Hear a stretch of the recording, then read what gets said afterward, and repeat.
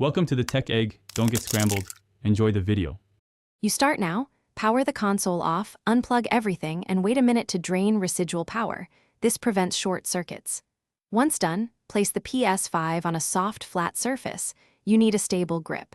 Remove the right side cover by sliding it gently toward the console edge and lifting. Make sure to note the cover orientation so it goes back the same way. Now locate the M2 expansion slot under the small metal cover and prepare to remove that plate. You'll remove the metal M2 cover next. Unscrew it and set screws aside in order so reassembly is simple. Once exposed, identify the tiny mounting screw and spacer holding the SSD. Remove the screw and pull the spacer out or slide it free.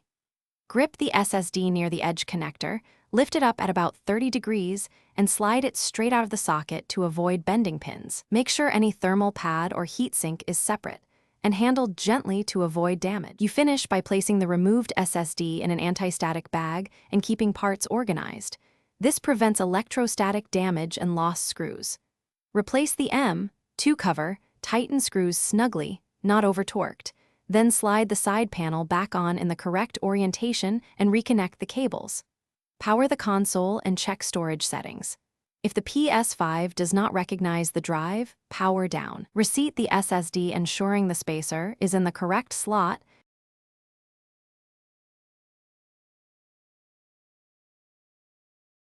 Thanks for watching. Consider subscribing if I helped unscramble your problems.